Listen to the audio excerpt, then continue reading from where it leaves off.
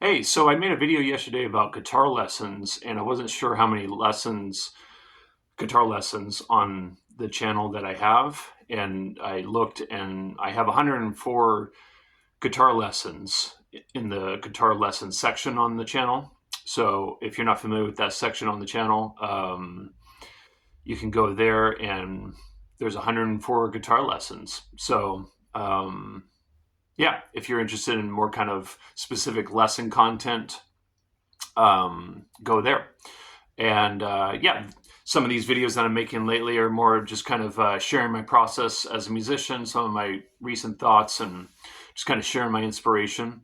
I'm pretty stoked about the classical stuff that I'm doing. When I was in music school, I mostly focused on jazz, and then when I had lessons with Wayne Krantz, private lessons, he had me compose original music, and so I was kind of developing my original music while mostly focusing on jazz. But I also took classical compositional courses, and I was trying to find my fugue because I wrote a fugue, but I wrote lots of compositions, classical compositions. One of them ended up on a record of mine called Clear. It's a song called Song and I wrote it specifically for classical guitar for one of my classes, and I studied a lot of Bach's compositions and how to write fugues and two-part inventions. And this is a two-part invention that I wrote um, 21 years ago, 20 years ago. No, it would have been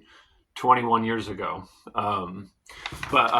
Yeah, so I feel like now I'm really kind of tying everything together with my musicianship. I also took courses studying Beethoven's string quartets. These are masterpieces, highly revered in the classical world, Beethoven string quartets. Um, but yeah, I feel like I'm kind of bringing everything together, and it's really becoming a dream come true for me to be an original musician, a jazz musician, and now a classical musician. So pretty stoked about this, having this all come together. And yeah, it really does feel like a dream come true. I mean, my main dream in life was to be a musician. So I always feel like I'm living that dream. But for this to come to fruition is pretty exciting for me. And I've been buying these books, which I plan on studying this summer. And since summer is upon us, I think it's a good time to shed. And yeah, I've been buying these books, etude books. These are important studies for classical guitar. And I mean, this is some heavy, heavy stuff to study. Matteo Carcassi etudes. And, everything on the classical guitar just like physically, it's 2 times harder than any of my other guitars. It's just physically way more difficult. And when I first started learning classical guitar, I would see classical guitar players play a piece that I liked and thought, oh, I can do that. I've been playing difficult music for most of my life.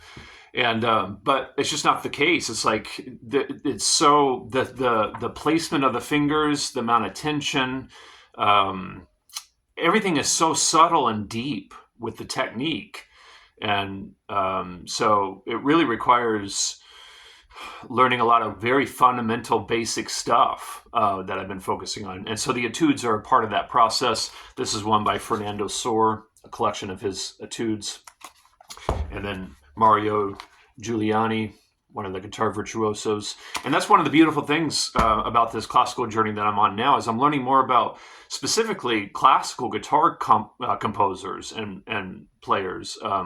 Like when I got into the classical guitar world, I didn't know about all these Spanish guitar players. I mean, I always associated Spain with flamenco guitar, but not classical guitar, because when I studied classical music, it was focused mostly on Germans, French, and Italians. So Spain was not really in the conversation or really brought into my attention. So this has been really great for that. I feel like a whole new world is kind of opening up.